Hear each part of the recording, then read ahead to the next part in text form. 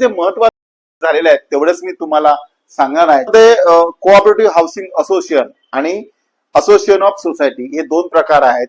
हे जिल्हास्तरीय आणि लेआउट अशी दोन असोसिएशन. आता आपल्याला असोसिएशन लेआउटला जे असोसिएशन असेल त्याला असोसिएशन नाव द्यावं लागणार आहे. फेडरेशन हे नाव आपल्याला आता या नवीन नियमानुसार वापरता येणार नाही आहे. त्याच्यामुळे लेआउट मध्ये ज्या एक किंवा एकापेक्षा जास्त सोसायटी असतील, पहिले कमीत कमी 5 लागत होते, आता या नवीन नियमानुसार 2 सोसायटी असल्या तरी लेआउट मधलं असोसिएशन आपण तयार करू शकतो. या अगोदर सोसायटी रजिस्टर करताना 2,500 रुपये आपल्याला चार्जेस शासनाला नोंदणी फी भरावी लागत होती. या नवीन नियमानुसार ती सभासदांच्या संख्येवर आधारित ठेवलेली आहे. जी 25 सभासदांपर्यंत 2,500, 26 ते 50 पर्यंत 5,000, 51 ते 250 पर्यंत 7,500 आणि 2,050 पेक्षा जास्त असतील त्यांच्यासाठी 10,000 रुपये. मात्र रिझर्व्ह SC ST कॅटेगरीतली सोसायटी असेल तर त्यांच्यासाठी फक्त 50 रुपये रजिस्ट्रेशन चार्जेस भरावे लागणार आहेत.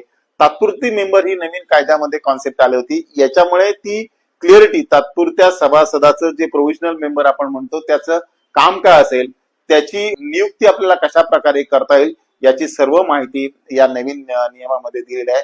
ज्या मेंबरने आपली नॉमिनी केलेली आहे आणि मयत झालाय अशा मयत मेंबरने नॉमिनी केलेल्या सभासदाला तात्पुरता मेंबर म्हणून किंवा प्रोव्हिजनल मेंबर म्हणून त्याचं नाव घेता येईल. किंवा एकापेक्षा जास्त असतील तर सर्वांनी मिळून एकाचं नाव कळवायचं आहे सोसायटीला.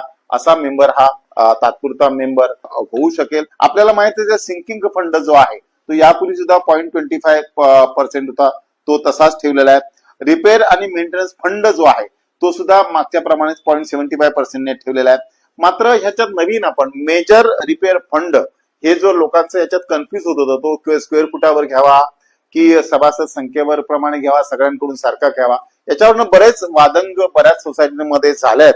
मात्र या नियमामध्ये तो स्क्वेअर फूट प्रमाणे म्हणजे एरिया प्रमाणे घ्यावा असं या नियमामध्ये तरतूद केलेली आहे. त्याच्यानंतर नवीन याच्यामध्ये आतापर्यंत निवडणूक निधीची प्रोव्हिजन कायद्यामध्ये किंवा नियमामध्ये किंवा उपविधीमध्ये नव्हती. याच्यामध्ये ती निवडणूक निधी जी आपल्याला दर 5 वर्षांनी निवडणूक होणार आहे त्यासाठी निवडणूक निधीची व्यवस्था प्रोव्हिजन या याच्यामध्ये केलेली आहे.